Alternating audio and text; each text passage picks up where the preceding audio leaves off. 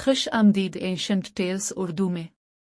आज हम आपको ले चलते हैं कदीम यूनान की हैरत अंगेज दुनिया में, जहां फ़लसफ़ा, फ़नून लतीफ़ा और साइंस ने वो बुनियादें रखीं जिन पर आज की दुनिया खड़ी है। कदीम यूनान तकरीबन 3000 साल पहले बहेरा एजियन के किनारे एक ऐसी तहज़ीब थी जो फ़िक्री और सकाफ़ती लिहाज से बेमिसाल थी। यह तहज़ीब छोटे छोटे शहर रास्तों सिटी स्टेट्स पर मुश्तमिल थी, जिनमें एथेंस और स्पार्टा सबसे मशहूर थे। एथेंस कदीम यूनान का सबसे बड़ा इल्मी और सकाफ़ती मरकज़ था।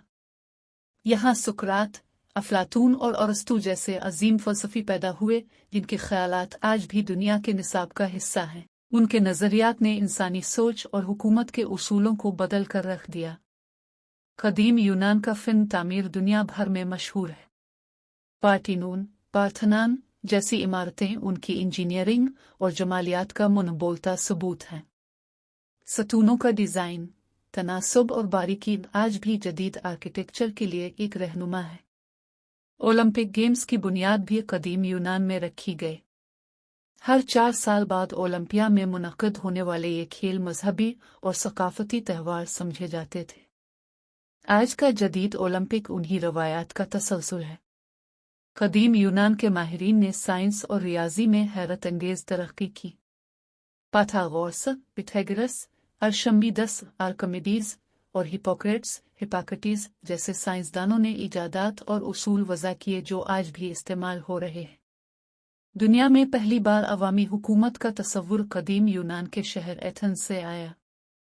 जमहूरियत का मतलब है अवाम की हुकूमत।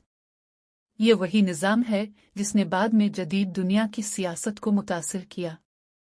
कदीम यूनानी मज़हब में 12 बड़े देवता थे, जैसे ज़ूस, हीरा, अपोलो और एथीना।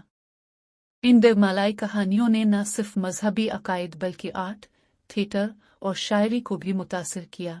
कदीम यूनान की तहज़ीब ने फ़लसफ़ा, सियासत, साइंस, फ़नून, थिएटर और खेल के मैदान में जो नक़ूश छोड़े वो आज भी ज़िंदा हैं।